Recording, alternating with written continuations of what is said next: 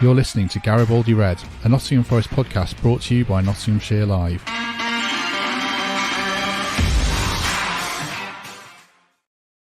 Hello, welcome to Garibaldi Red. Nottingham Forest are 4 points clear of the Premier League relegation zone after their 2-2 draw with Everton yesterday.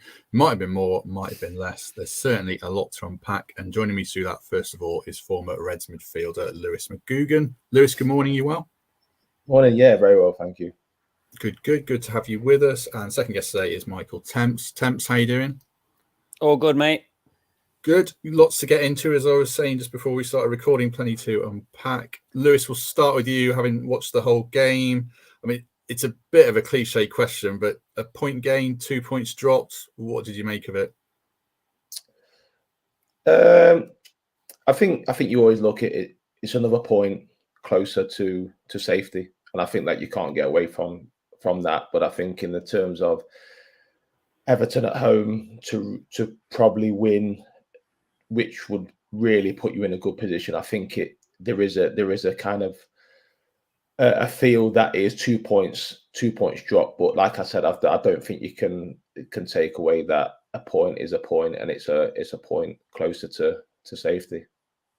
Yeah, I think Temps 20 minutes ago or whenever it was that Brennan actually scored, I'd have certainly taken a point. But then as I sit here now, I kind of think, it might have been more Forest gifted Everton the goals. What were your emotions?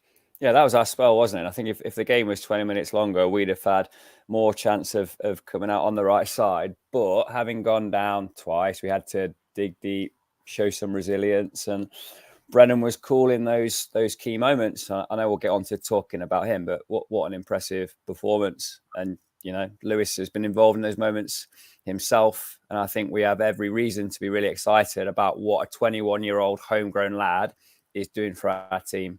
Because whilst there were other notable performances yesterday, those two moments from him were of true Premier League quality. And yeah, he manufactured that result for us. It's a better point for us than them. And I'll agree with what Lewis said, point closer to safety. Let's talk more about Brennan then. I went through Steve Cooper's press conference this morning and took a couple of clips from it I'm going to play in now. Well, the first one's on Brennan, and I'll get Lewis's take just after that. So here we go. He is, isn't he? And I don't mind talking about it because I see him every day and he only wants to get better, so he won't get too high or too low. But goals were great. Performance was good, very good. He's getting players and people are getting booked, tackling him and things like that, which means he's taking risks. There's a bit more of it goes on. It basically makes the same point. What did you make of him, Lewis, in general? Yeah, I think he's the difference right now. He is literally carrying the team.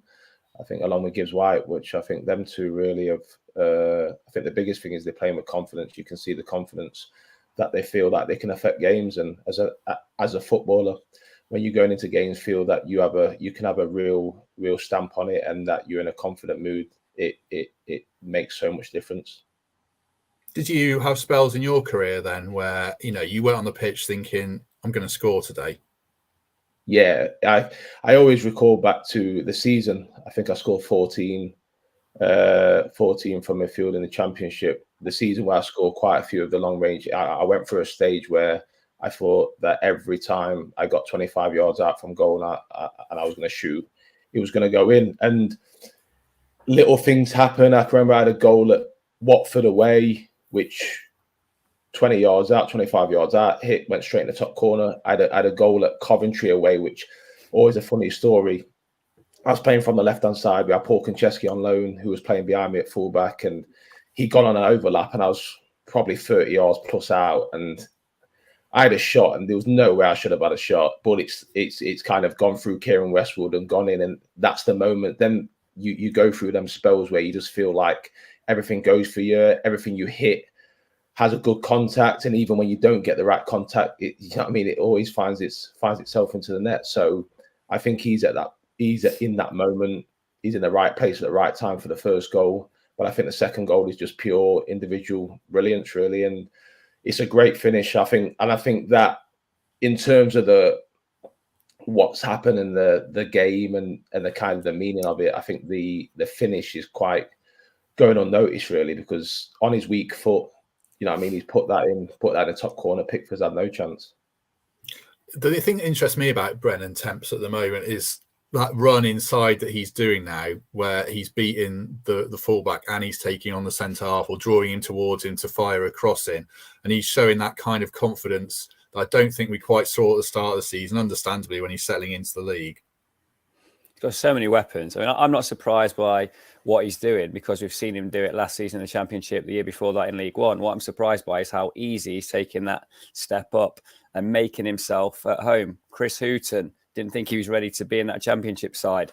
Forest fans, probably some of us included at the start of the year, were unsure if he'd be able to do it when he come up against better opposition. He had a tough time, didn't he, against Newcastle opening day against Shaw. Now, all of a sudden, seems confident, wants the ball, and he's got two tricks. It's not just gas. He's not going outside every time.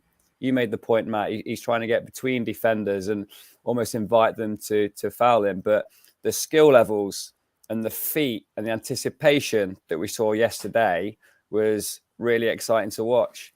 And just to break down that first goal, he set off anticipating that rebound, just as Morgan Gibbs-White has played the wall pass into Chris Wood, got it back, had the shot.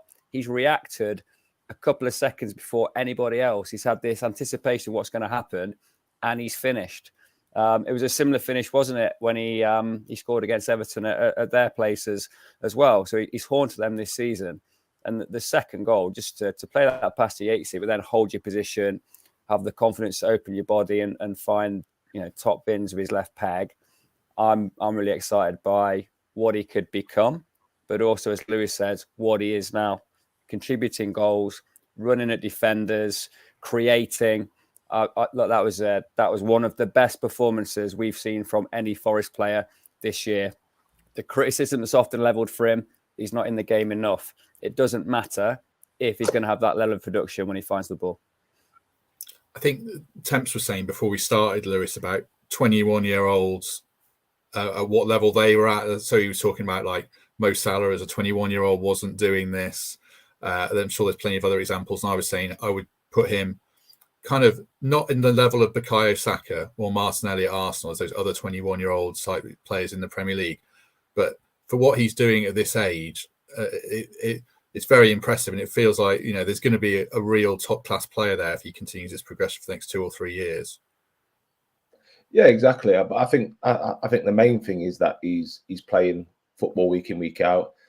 He's playing for his hometown club and he's enjoying his football. And I think that them ingredients go a long way. I think in terms of looking at the other players, in terms of Saka and Martinelli, I think that they're at football clubs also who are at the top end, but their majority of the games they play, they're on top. It's a different aspect sometimes that you're playing for different kind of teams and different levels. He's doing it in a team that is really throughout on the bigger picture struggling in games, but he's still finding individual moments in that.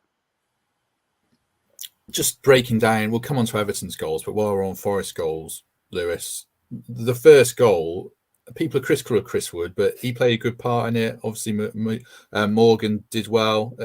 A goal to like for you? Yeah, I think that like I said, you look in that game at that period. I think that before that, Forest kind of got a bit going after the goal, but it's a little bit of bright play by Gibbs-White.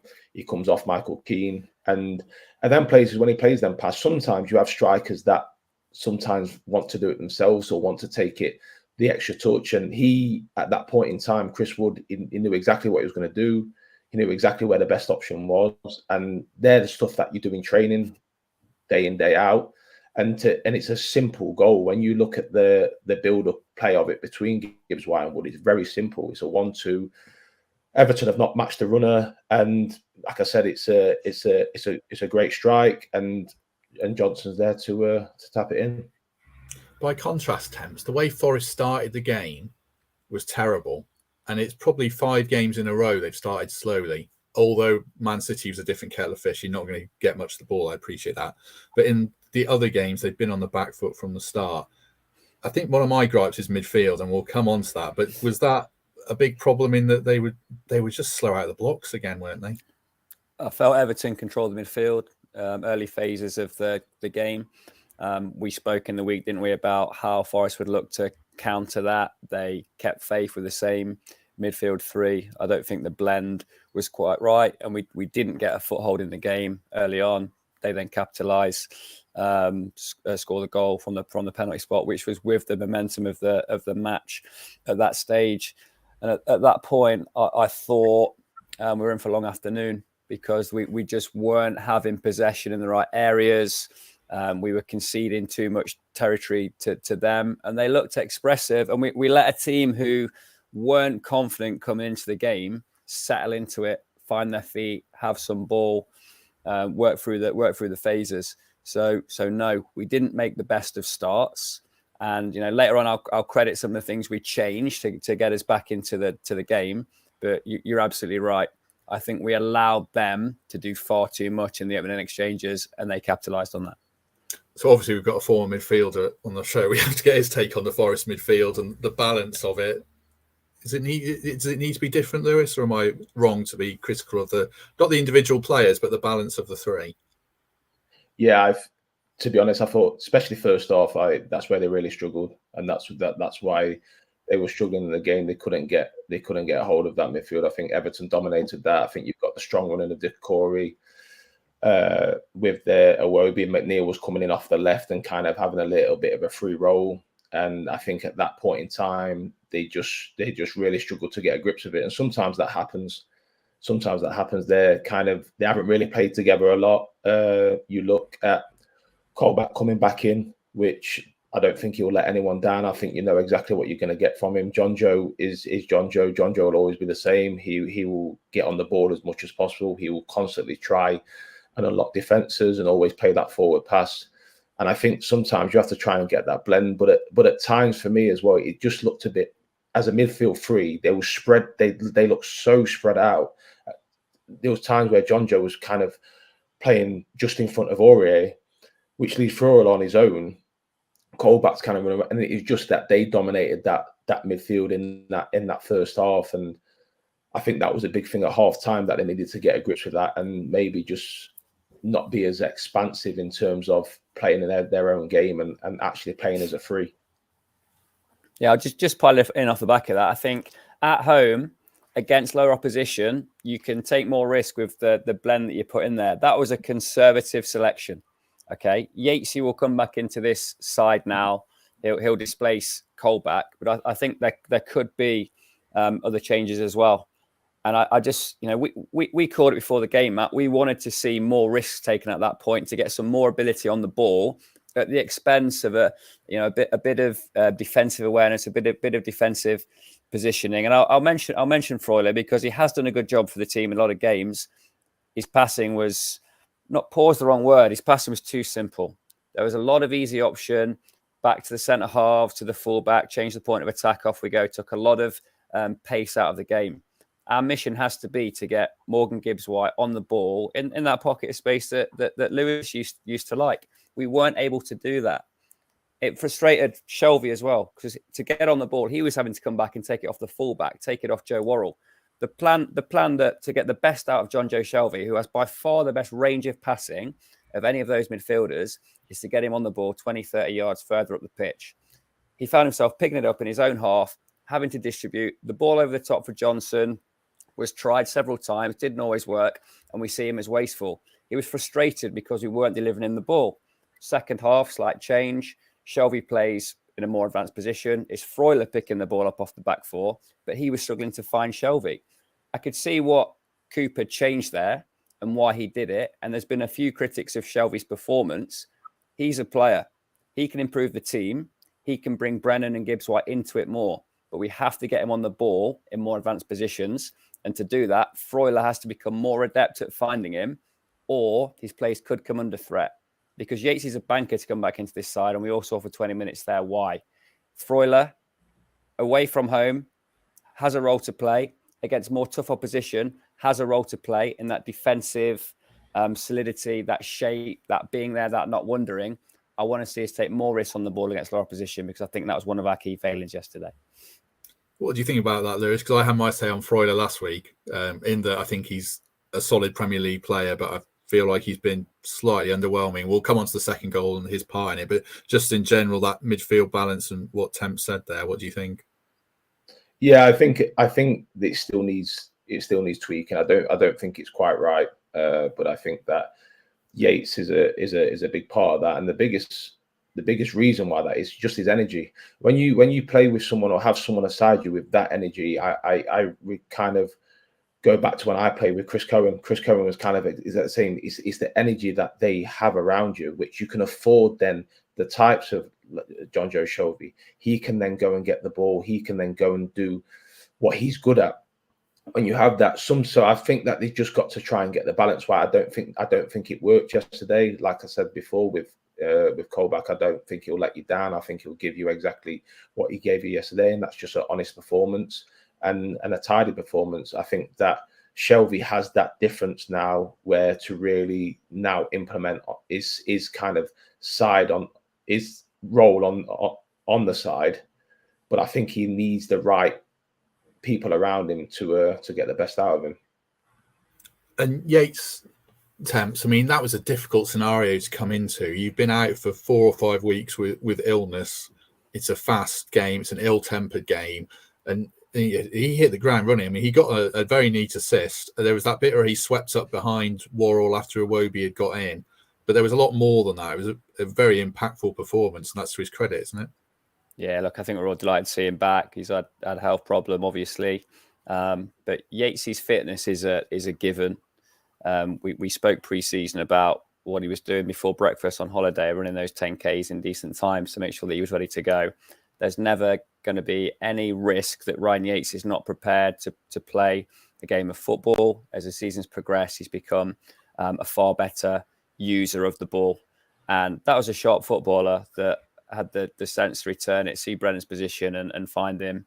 He made an impact with 20 minutes there. He's going to get far more minutes as the season continues. Cooper clearly wants him in his 11 as quickly as the physio allows him to be. I just think he's grown into his role so much, and we're going to be a far better team for having Ryan Yates on the pitch. One of the most fouled players in the Premier League, by the way. I think Yates is sitting in the top 10 of most fouled players in the Premier League because he gets himself into tussles that I personally would rather stay out of. But we're gonna improve from having him back, as we saw with that 20-minute cameo yesterday. Just one more thing for you, Temps, before we go on to the goals. You mentioned about Freuler's place being under threat. To what degree do you think it would be? Because they've got Scarpa. We'll come on to Danilo and Scarpa, but Mangala is probably the next cab off the rank as well. He might be thinking, well, I could do a better job here. Is that fair, do you think? Yeah, look, I'm respectful of what Freuler does without the ball, and we spoke in praise of him against Man City because of the structure that he brought. What we don't want to see is central midfielders taking the easy option, turning around, passing to the centre half, passing to the fullback. We have to find a way to get it forward. So the conundrum in Cooper's mind is obviously that. Shall I bring in a more expansive passer at the expense of this shape, leadership, defensive organisation? It's not clean cut. I'm not buying into any of these comments saying player X is terrible, player Y is terrible. That's not the case. It's always a trade-off. So taking Freuler out or changing his role within the team will always weaken some elements of our overall play and strengthen others. I just think we've said far too many times against lesser opposition that his style of possession is not quite what we need. Now, look, that's not to write off all the things that I've mentioned that he does. I just think there's going to come a time, and maybe yesterday was that time, where you throw the dice a little bit and you take a risk in search of 3 points, because that's how we're going to stay up. We're going to stay up through maintaining this home form, 9 games unbeaten, right? Incredible. We're going to have to get a few points on the way at some stage. If we're going to get to 40, we might get lucky if high 30s are enough, but we do have to take more risk in certain games. I think he's a conservative selection.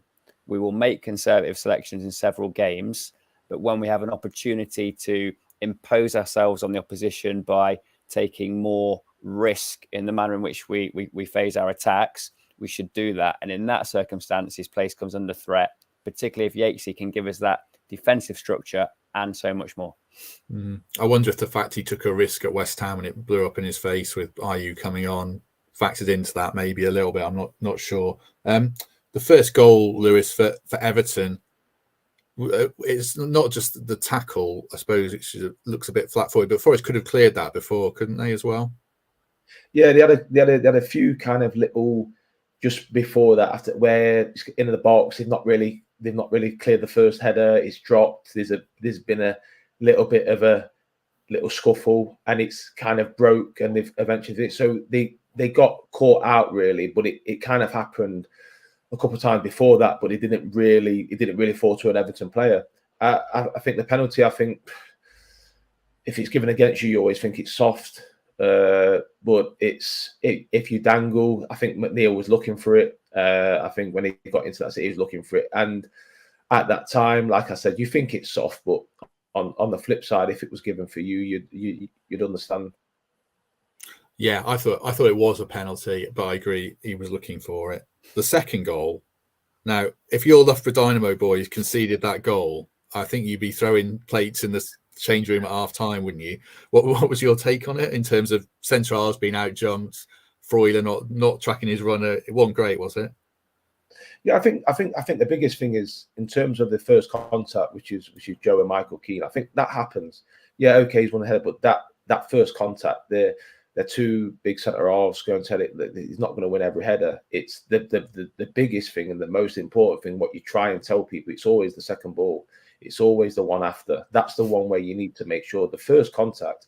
It could go either way. The problem is that players, including myself, at times you look and you look at that first contact and you sometimes just switch off, and that split second you just can't get back, especially at that top level. You just can't get back that little bit. The Corey got in front of him, and there was no way he was going to get the other side, and that's it. And them small details, and the higher you go up, which I tell my players, the higher you go up, that is the big. It's the small details. Everyone think it's the big, expansive, better players, and granted they are better players, but the 9 times out of 10 you'll get done and lose games off the small details.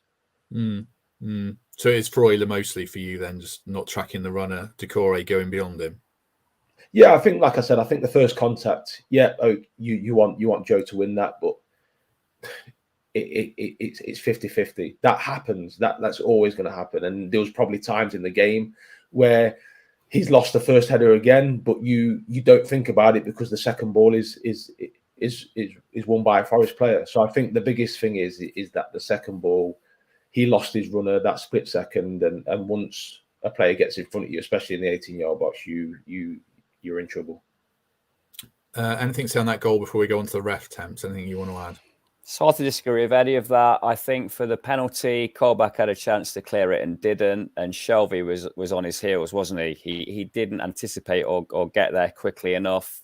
It is a penalty. You know, the VAR would have looked at it. It is a penalty. There's no two ways about it. That one was self-inflicted. Sean Dyche, you're sitting there watching that second goal thinking, yes, boys, that's how we train. That's how we prep. Win the first ball, win the second ball. Big lad runs through. Easy finish. We've got to be more dominant in the air, as Lewis said. It was there were several opportunities to prevent both of those goals, and we didn't. That'll be the analysis. We'll learn from it. We'll crack on. So Steve Cooper was very critical of referee John Brooks, including for that goal, and we'll come on to that. But I'm just going to play the clip of what he said, and we'll get into. I wasn't going to talk too much about the ref, but it was really interesting to me that Steve Cooper, in his press conference, mentioned him. I think it was 3 times, and only one of them I think was solicited. So I'll just play this clip. Here we go. I'm disappointed with the ref. I'll be honest with you. I'm not going to say anything that's going to get me into trouble, but too much impact on the game, and because of the performance, there was some defining moments. The key ones for me was the decision that ended up the ball going into the box on the second goal, which, we should do better with, but the ball shouldn't have gone in then in the first place because there was a foul the other way first to Morgan. And when Tarkowski gets booked on Loddy, which was fine, yellow card, no problem, but he's blown up and Brennan's in a 1v1. That cannot happen at this level. So it's not good for him either, the ref, because he's obviously going to be really gutted with that, and probably will be looked at, I hope, by the people responsible. And a pity, really. It's a pity that, there's things like that are affecting games. So you've been in the dugout, Lewis, and obviously been on the pitch as well. Do you have sympathy with what Steve Cooper's saying there around the ref in general and those incidents? In terms of, I didn't quite understand the big severity of his really bad performance. There's little things that could have gone Nottingham Forest way. I think that the Gibbs his comment about Gibbs White just before he did get pulled, and on another day you get that, and it's soft, but on another day you get it. And the comment regarding after the tackle when Brennan was through, I do admit I thought the same thing. He's 1-on-1. He is through. Yeah, I understand that there's a tackle that's been committed up the field, but I think you have to, in that situation, you have to look and probably play advantage, because he is in that situation as a player of that caliber as well. In that position, you have a real strong chance of trying to get a shot on target. So yeah, I understand his points. I think they're valid, but I think that a few little ones could go either way. And on another day, if you get them, you're not really moaning about the referee. So I think that there's probably a bigger look on the referee's performance as a whole. But I think that the little things that he got wrong were, any day you're gonna get them or you're not gonna get them.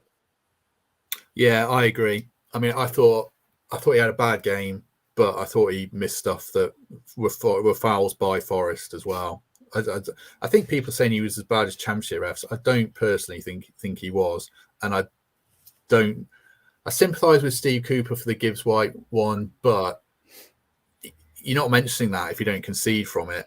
And Forest had to do better there. There were other ones. I thought in general the ref wasn't great, but I didn't think it was as big a talking point as it was. I sympathise with Cooper as well, because he's put in front of the media straight after the game when emotions are running high, and he might not say those words today. So I'm not reading too much into it. What did you make him on general, Temps, before we come on to another point about him? I've got a more hardened stance than you. First of all, you talk about high emotion with Steve Cooper. After a Premier League game, you have to do flash interviews for 5 different broadcast territories. You then speak to Radio Nottingham, and then you do a conference for the assembled press. He's made the same point about the ref in all 6 of those interviews. Okay, which means he wanted to make it. Yeah, he did mean it. It was considered. That turn from Gibbs White, that first touch on the turn between two defenders was the best touch of the game, and he got a barge for it, and it was a clear foul. Led to their goal indirectly. So I see why he's aggrieved about that one. The advantage rule is just so easy to apply now, particularly with the backup of your mate with the CCTV down the road. You can afford to take the extra time. So in his debrief today, he'll be getting admonished for not letting that one flow. So I understand the point. I don't want to see my manager whinging about the ref, because we know the consequences, fine, and potentially time out of the dugout, which we can do without, because we're all the better for having Steve Cooper around the boys in the dugout on a match day. So I don't want to see that. However, that was not a good refereeing performance. He missed a lot. He made some questionable judgment calls. There was some obvious fat. Is he a Leicester fan? I don't think that matters. You'd have to ask his mates, who suggest that he probably is a Leicester fan. Should he be reffing Forest? Probably not. I think the general rule is you don't ref your rivals. I don't think biasness played a part in those decisions for us. I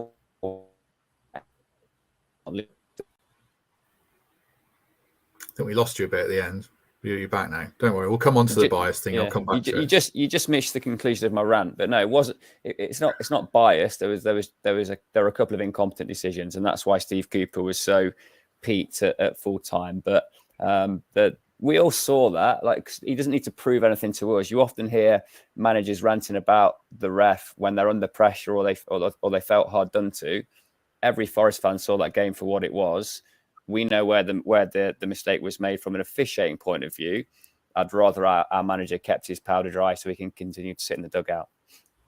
I should say that Sean Dyche in his press conference, this is what happens when refs have poor games. Sean Dyche was angry as well about the ref. He felt Everton should have had a penalty when Coleman went down and the challenge from Colback. I didn't think so. What did you think, Lewis, of that incident? No, I think that once you get the other side of him, Coleman knows what he's doing. He's waiting for contacts. He's waiting for that to get initiated. And sometimes you get that, and you can understand the player of what once he gets that other side, he's waiting, he slows down a little bit, he kind of stops in front and he's just waiting for that contact. And he clipped his own kind of heels before there was even contact there. So yeah, listen, as a manager, knowing that you are gonna ask for that, you're gonna claim for that. But in reality, you know deep down that's not really a penalty. Yeah, I thought Coleman tapped Colback on the heel and went down and made it look like it more than anything. Have you, without naming names for legal reasons, Lewis, have you been in games where you think this ref is biased against us? Does that happen to players rather than incompetence? You do think he's really in for you? Listen, I think it's a tough job for referees, and I think if you look at yesterday, I think the decisions that was made, I think they happen week in, week out. The problem is there was two major decisions what led to 2 goals. So I think that you highlight that and you kind of blow it up even more. But I think the rest of the game, the decisions that went against Forest at times, that they happen every week. And sometimes you get in, sometimes you don't. And you're going to be annoyed by it. But I think that because 2 mistakes, which rightly so, led to 2 goals that Forest conceded, I think that is now been kind of put into that the whole performance is that he was literally terrible. Now, I don't think he had a good game, but I think most weeks referees don't really have a good game. They miss stuff, and that I think that happens. That's just a common theme. But I think the big scrutiny comes is because two of the decisions have led to Forest conceding goals. If Forest don't concede goals from them, are you going to have the same reaction? You're not going to have the same reaction. The other point to say about the ref. Now, Greg Mitchell has got a real bugbear about this. The fact he's from Leicester. He's not officially a Leicester fan, so I don't want to tar him with that brush. And I did Google. There's articles about who referees support, and it doesn't say for John Brooks, but referees have to declare who they support to the FA or the Premier League, so they don't referee the teams they support or their rivals. So I would assume that John Brooks hasn't said he's a Leicester fan. He's from Leicestershire. I think he's from Melton. Is it just bad PR from the FA or from the Premier League to put the ref in that position? Because again, I don't think he was biased against Forest. Don't go down this bias. It's not the bias thing, and I know it's an easy thing to throw out there. Yeah, I don't think Greg said he was biased either. No, his career means far more to him than making a decision to Forest's detriment to give his Leicester mates a giggle. It's not that. The rule is there though, so declare who you support, stay away from their games, stay away from their rivals' games. That's that. He would have had to have declared someone. He's probably one of those kids that changed allegiance at 12, 13 and jumped on Man United, Liverpool, or Chelsea. Who knows? But yeah, I like that rule. I think that's the right thing. If he says he supports somebody else, then so be it. It's incompetence in a particular moment. It's not bias. Yeah, I mean, I think we spent enough time talking about the ref. You know, he didn't have a good game, but I don't. You know, Forest had their flaws as well in the game. If he was a 5 out of 10, there are a few players that were probably a 5 out of 10 as well. So that's the way it goes. On the subs, actually, let's talk about the players who weren't in the bench before we come on to the subs. Danilo and Scarpa didn't make the squad at all. Is that, Lewis, because, I mean, I don't know how much you've seen of them. Do you think, I haven't seen comments from Cooper on this, but does he maybe feel the game's a bit fast, a bit frenetic and a bit physical, especially a game like that, to throw in 2 players who you've got question marks against whether they can match the pace? Yeah, I think you have to look at the bigger picture on these. I think maybe a different with Scarpa because he's a bit more experienced, but you have to look at what they're coming into. We're coming into a relegation fight in terms of that's the first and foremost. Is Nottingham Forest is trying to stay in the league. Games we aren't really have loads of the ball. We aren't dominating possession. It's very scrappy. Two Brazilian players that are coming from a completely different other side of the world, different league, different way of playing. I think that you've got to look at the kind of time to trying to put them in and kind of blend them into the team. And I don't think right now is the right time, and that's just my honest opinion. I just maybe next season, if they stay up, hopefully, then you have a good pre-season with them. That's another 6 months that they've been in the country, a big pre-season that they've bonded with the players. They've understand a little bit more. They've got comfortable with them themselves. And I think then you can then start playing in August. I think when the weather's a bit better, that will also help them. You know, I think all these little ingredients add up to having to do the right thing by the player as well. I think that you have to also understand and take that that's a human being, and there's a lot of stuff, not just on the pitch, there's a lot of stuff off the pitch, moving the other side of the world and trying to hit the ground running. A lot of players struggle to do it when they move an hour, 2 hours down the road. So I think you've got to look at all the little things, and I think the timing is best for them. And I think that at this point in time, I don't feel like it's the best time to be putting them in. I watched Danilo the first half against Leeds. I thought he really struggled, and there was no surprise that the substitution was made. I thought he really struggled to just get in the pace, and sometimes that can happen. And maybe Steve Cooper's pulled him out, and sometimes players need that. Maybe pull them out and have a look from the side, and maybe his next opportunity when he gets back in, it'll be a lot better for that. I think Temps as well, like Lewis says, the human factor to it. Danilo coming to this new country, he did struggle against Leeds. I think he was probably the player who the game passed him by a bit against Man City. It's difficult, isn't it? Because even, Lottie took time to settle. It wasn't really till that Spurs game in the Carabao Cup that he got going. And he played in Europe a lot for Atletico Madrid. Felipe's a different case. People are saying he was excellent in the comments. And I think he was second half. I don't think he was first half as much. But he's a 33-year-old who's been in Europe for a long time. So is it more the surprise that maybe they just weren't on the bench as an option for the last 10 minutes or something, perhaps? Other players were always going to come on before them in any circumstance. Mangala, Yates, Lingard, Surridge. Dennis surprised me a little bit, but they had all those options on the bench. So for balance, we couldn't put any more midfield players in there. We needed to cover other areas. But yeah, to Lewis's point, they have come from a different pace, a different way of life, a different style of football. Whereas we've also imported half of Atletico Madrid's defence from last year, and you'd expect them to be battle hardened, ready for European football, European League, and able to acclimatise straight away. I think after 4 or 5 games, we were looking at Lodi thinking, not sure about this. Might be time to chuck Toffolo back in, but he's proved to be a true Premier League footballer. I think Felipe was really good yesterday, notwithstanding a couple of key headers that he lost, including the one that led to the goal. Bought a lot in possession, bought a bit more in possession, bought a physicality. I think he's a good foil for Joe, because it means Joe isn't always the distributor and therefore isn't always closed down by the attacker. I thought he allowed him a bit more space, time and freedom on the ball as well. I see a nice little partnership developing there. Would I trust Danilo and Scarpa at this point in time? They're not going to start, are they? They might get some minutes from the bench, but I think there are other players ahead of them in the pecking order at this moment in time. I saw flashes from Danilo in terms of physicality and what he can do on the ball to suggest that he's going to become a good player. But the frequency with which he gave it away against Leeds suggested he needed a period out of the side for some re-education. So yeah, I see the logic in what Cooper did there. He's doing it for a reason. He doesn't bear grudges, and when the time's right, they'll be back in the fold. Yeah, I think Danilo's probably one you look towards more next season. Touchwood, they're in the Premier League, but I think they've both got big roles to play in the future.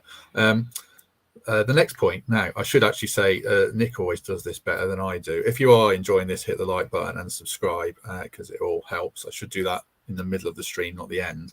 The last point I want to talk about the game. Chris Wood was a kind of a debating point whether he should start before the game. I thought he did all right. I mean, he had a hand in the goal he had that header that was deflected over, and he won his battles. I suppose the question is, are Forest a better collective unit with him coming off the bench? What's your take on it, Lewis, with Wood? I think he's had a great career. He hasn't had the career that he's had if he doesn't offer something. I think that he's quite different to what was before. But I think that Forest need a face. They need a target. They need someone to lead the line, and I think that Chris Wood is a good option for that. His help and his build up in the first goal, that is part of his plan. I think that he will lead the line, do his job, do all the ugly side of it, which will allow Gibbs White to get in the pockets. It's allowed Brennan to still affect games. So I think that he's not going to be this kind of striker that's going to be flicks and returning people. He's a bit of an old school striker, and I think at this point in time, with these games coming up and with what's on the line, I think it's exactly what they need. I suppose it's more the impact, or as much the impact on Gibbs White, isn't it, Temps? I thought Gibbs White, he started from the left and then he drifted in more as the first half went on. And by the end of the game, when IU came on, he was playing quite a lot more central. I mean, do you think Forest might need to sacrifice Wood to get more out of Gibbs White? But then Brennan's doing really well with Wood in the team. Is it more that Gibbs White has to just do better himself? I don't know. Where do you stand?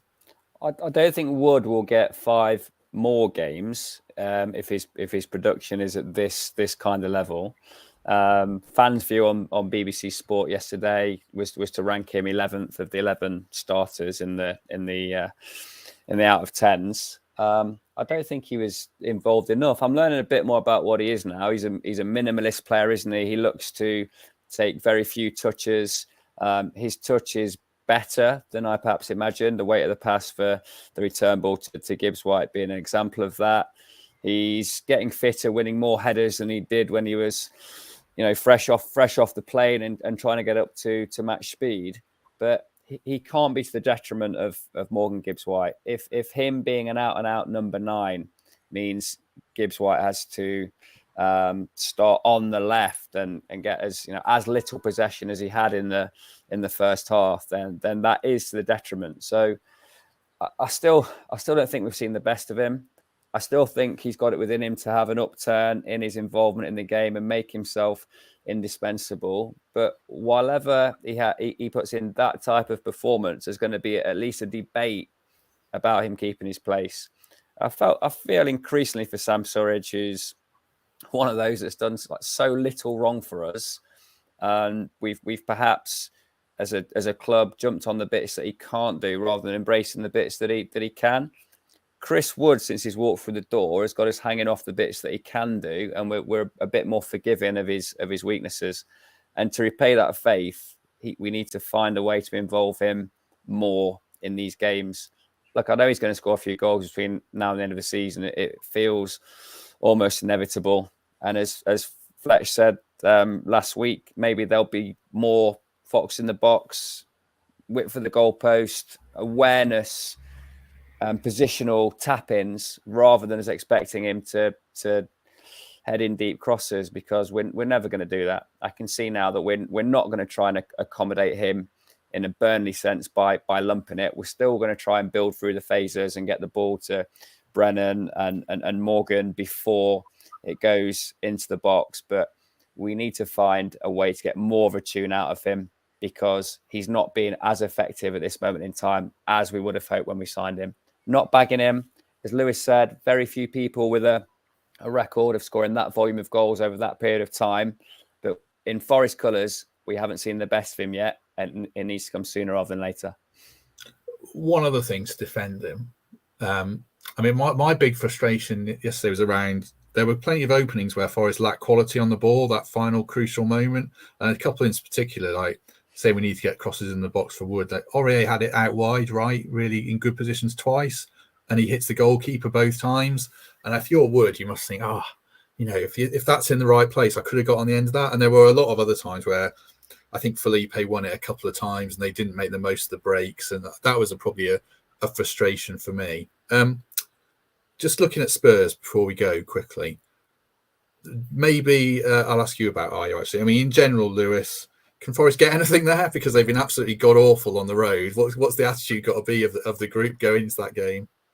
Well, it's a great time to play them, that's for sure. I think that they've got a lot bigger problems to deal with. I think that if you're asking to go to a place where I think you've got to take into the idea of Tottenham at this point in time, they're struggling. There's a bit of a kind of breakdown between the kind of manager, fans, owner, fans.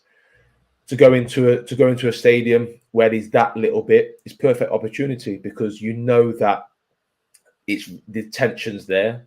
You know that any slight of negativity, the fans are going to turn very early. And I think sometimes you can use that to your advantage. So I think as a time to go and get something there, why not? Why not? And I think them little, maybe a point, and it's all these little things. I know everyone wants to win and get 3 points, and I know that's the bigger picture. But it's like the Man City point yesterday point. The bigger picture at the end, they're massive points. It just keeps it moving, and it keeps that little gap of the teams though. Because you be in the change rooms, and the likes of Southampton, Everton, Leeds, they'll be looking Bournemouth, and you're coming after the change rooms, and Forest have got another point. It's another point. Like where you think the Man City, you think, nah, that's definite, right? We can try and claw something back. It's a point. Oh, it's like what we've lost. They've got another point. It's the gap just gets a little bit bigger, and mentally, it has a big effect. And I think you go to Tottenham. Why not try and get something? And it's another big team, big scalp that you're not expected to get anything, and you've maybe with the results go your way, you've made the gap a little bit bigger. I think if we're realistic, Thames, it wouldn't be a surprise in the slightest if Forest lost the game, and it probably wouldn't be a surprise if they lost it quite heavily. But like Lewis says, that crowd, they're a bit tetchy. I know a few Spurs fans who are running out of patience.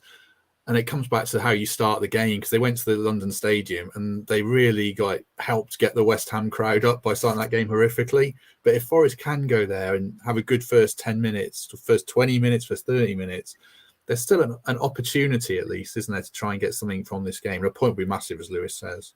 The Spurs are in a terrible run of form, but in the middle of that terrible run of form, they beat Man City. And any team with Harry Kane in it is going to be dangerous, obviously. But we've knocked them out of the cup. They've been knocked out of the FA Cup by Sheffield United. I think most importantly, they find themselves 1-0 down in a European tie against AC Milan. And the second leg is on Wednesday. So while we're preparing for this game and getting our best 11 fit, there's going to have to be some element of change between the side they put out on Wednesday night and Saturday afternoon, I would imagine. Tough game. But how do we get this point tally together? We have to find a surprise result on the road. I'm confident in our home form. We've showed how difficult we are to beat. We're finding ways to score goals. The opposite applies on the road. It's going to be a tough game, but team fragile on confidence. Hopefully, we can find a way to have a go. And yeah, maybe this time it's us getting the early penalty. Who knows? I don't expect to get anything from this game. I've got us on a route to safety that doesn't rely on us taking points from Tottenham on Saturday. But wouldn't it be great if we did? I think there's a few similarities between Spurs and Forest, but Spurs have got better players. I think both teams are kind of say, okay, Kane, Richarlison, Kulusevski, Son, whichever 3 of the 4 playing, you go and win the game for us. And Forest are a bit like, okay, Brennan, okay, Morgan, you go and win the game for us. So there's a few similarities there, but I do feel like there's something maybe for Forest. And I think Ayew might start the game because Cooper just seems to like him, and he can drift out to the left instead of Wood. We'll probably do a full preview later in the week, so we'll come on to that. Just wanted to finish talking about the relegation battle in general. There's a lot of, I'm still really optimistic for a couple of reasons. Obviously, Forest have got more points than the teams below them, but also they've got injured players to come back. I know, obviously, Yates is back. Cooper said afterwards, Niakate and Kouyaté aren't far away, and there's a few others. So I'm still hopeful. I think a lot of fans are saying to me, on Twitter after the game, I don't see where the wins are coming from. I don't see how we get any more points. But I was looking at the other teams for the run-in, and Leeds have got a terrible run. Southampton have got an awful run. Bournemouth have got an awful run. And Lewis, I guess the wider point is none of these teams below Palace or below Villa, including Palace, no one's playing really well. Every fan's probably thinking we're right in the mire here. So I understand Forest fans' doom and gloom, and it is perfectly reasonable, but there's a lot of teams in this boat, aren't there? It's nothing to give up on yet, for sure. I don't think if you ask to be in this position, I think the big picture, what people kind of forget is the teams below, they can't win a game. So it's, I know it's about staying up, but the biggest thing is all you've got to do is finish above them 3 places. Like there's no big prizes of finishing. You know what I mean? 5. You've just got to finish above them 3 places. And for me, there are 3 worst teams in this league, the Nottingham Forest, and that's the bottom line. So yes, are we playing really well? Are we putting out results? Probably not, but we're doing more than a lot of teams below us, and that's the bigger picture. You need to stay up, and there's no kind of how good it looks. The bottom line is at the end of that season, have you stayed in the Premier League, and that's all what you care about. Yeah, I mean, Temps, it is fair to say Forest, they're not playing well at the moment, particularly, are they? But they got a point against Man City. They got a point yesterday. I think the question is, I'll just read out a couple of fixtures. Southampton's running next few games. Man United, Brentford, Tottenham, West Ham away, Man City at home. That's tough. And then Bournemouth, Liverpool at home, Villa away, Brentford home, Fulham home. That's pretty tough. And then I could do it for the other teams. I mean, the point is, there's not a lot of teams playing well at the moment. This is what happens. You're in a relegation battle because you're not playing well and you're not winning games. That's the point, isn't it? Simon's made a good point in the comments. The problem is we've all got to play lots of Premier League teams. So that's the supermarket we're shopping in now, right? And there's no easy game, no quarter given, but it's relative. Like Lewis said, what we do doesn't matter. If Everton do worse than we do, points on the board is the position that everybody wants to be in. If we had have won, we'd be sitting in 12th position and all would be rosy in the garden. We're going to lose games. We're going to win games. We're going to draw games before now, the end of the season. We've got a 4-point head start on Everton. Let's call it 3 because we still have, the second worst goal difference in the Premier League now. I think we'll be okay. Other teams would rather be in our position, particularly Everton, Southampton and Bournemouth. There is no easy game. But when we were doing our calendars, we didn't bank on beating Liverpool. We didn't bank on getting a point against Man City. It's in the cup, but we probably wrote that game off and didn't see ourselves getting past Tottenham. There's every reason to get behind Forest. The bookies, with every data point in the world, have us surviving. We're not going to climb the table to any great extent. We don't care. 17th best is good enough. We're trying to avoid relegation rather than win the title. There are worse teams in the Premier League than us. We're still staying up. And because there's so many teams at the bottom, Lewis, do you think, I don't think you're going to need 40 points. I don't think you're going to need, touch wood, more than 35 maybe. I mean, it doesn't feel like a 40-point season, does it? Yeah, I think that I can remember the last time I was on, Mikey had a little stat regarding of I think this 40-point. It's that big. It's been saying for so long, but in actual reality, there's actually not. They actually don't need 40 points. I think there's a stat that's gone back that a lot of teams have stayed up on 36, on 37, etc. like that. But I look at it in the terms of, if you look at all the teams down there, granted, struggling to score goals and struggling to win games. I think the biggest point from Nottingham Forest's point of view is the home form is fantastic. The home form is really strong. You fancy Nottingham Forest, like yesterday, to get something always at home. You can't say that for the teams below. And yes, I know away form, struggling to pick up points away from home, like the rest of it's fine. But I don't feel the teams below us have got the home form and confidence going into them games as we have. And I think if it comes down to it, and hopefully at the end of the season, if we stay up, it will be down to a home form, and it's simple as that. And just lastly, Temps, before we go, I mean, to be where Forest are with the injuries as well, I still think they're overperforming. I mean, I love Jack Colback, but he's probably not starting games if Czech Kouyaté isn't injured. And we wouldn't be having this Chris Wood debate if Tyrell Awoniyi hadn't got injured and would maintain that form. And they're both pretty close to coming back.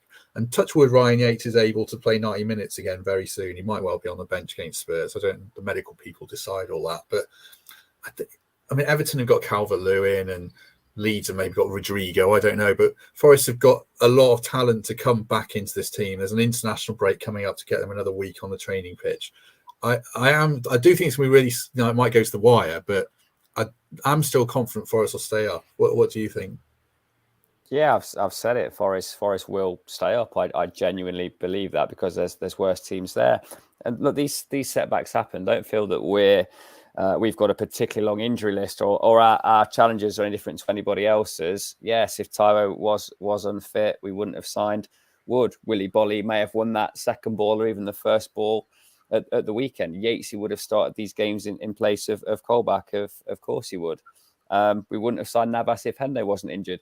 You have to react. There's always going to be setbacks, and in no other walk of life, when you're trying to achieve something, are there 19 other organisations trying to undermine and destroy everything that you put in place? That's football. Don't feel hard done to. Enjoy the position we find ourselves in. Get behind the boys in what we've got left. 13 games left in this Premier League season. We're in a far better position than we thought we would be 5 games into that season. We're light years away from where we found ourselves 18 months ago. I'm still extremely confident that the right people are making the best decisions they can in challenging circumstances, and we're going to get through this period better than 3 of Bournemouth, Southampton, Everton, Leeds, West Ham or Leicester. Excellent. Right. We're very near the hour mark. Any other business? Any last words? Anything you want to add, Thames? Anything you want to plug? I'm not plugging anything, mate, but now you've learned how to edit and chuck in these little Cooper clips. Every time Lewis is on, you've got to get that free kick shot. I'll never get bored of seeing that. I think it's going to be one of those YouTube videos that just gets 100,000 a year from Forest fans remembering that rocket. So yeah, I had to mention that. But no, look, I'll just reiterate what I just said there. Just be confident, enjoy what we're doing, get behind the boys, and ignore the doubters. Fade out the negativity and just do the little bit we can all do as individuals to support the team on match days. Lewis, any words? Forest, non-Forest, football, non-football, anything you want to add? No, nothing there. Good. Right. I was going to say, I don't normally plug anything. I saw 2 good films recently. If people are looking for a film recommendation, Cocaine Bear does what it says on the tin. Bear Jesus Christ, what have we become? Well, yeah, I feel like I had something. Normally, Greg plugs something ridiculous, or Mikey. So, Cocaine Bear, yeah, does what it says. Bear takes a lot of cocaine, gets very angry. And Fall on Netflix, I watched last night. About 2 people get stuck at the top of a very tall tower, and it doesn't sound good at all. But it's very, very tense if you're looking for a film to watch this evening. Right, I think I've filled the terrible plug and irreverent quota of Mikey and Greg there at the end. Thanks very much to everyone who's commented along, mostly positive, some negative. That's all fine. Someone said, should a vicar be watching Cocaine Bear? I'll tell Lewis what that means after. You didn't do yourself any favours as this LinkedIn page calling Chris Wood a minimalist footballer. That's a proper. Yeah, I know. Look, I deserve all the hammer I get. There was a mention in the comments, actually, Matt Pickles, who just shouted at me, "Oi, Garibaldi red," as I was cycling through Lady Bay with my little boy at the weekend, and he was out jogging. So yeah, I love all of that. I got that once from 2 pissed up blokes on Trent Bridge, not calling me by my name, just calling me Garibaldi Red. But I think they like the podcast, so that's all right. Right, we'll leave it there. Thanks so much, everyone. Like and subscribe, etc., etc. Lewis, thank you very much. Not a problem. Anytime. And Temps, thank you very much. Cheers, fellas. See you soon. Yeah, we'll hopefully be back on Thursday with a proper preview of the Spurs game, and we shall see you soon.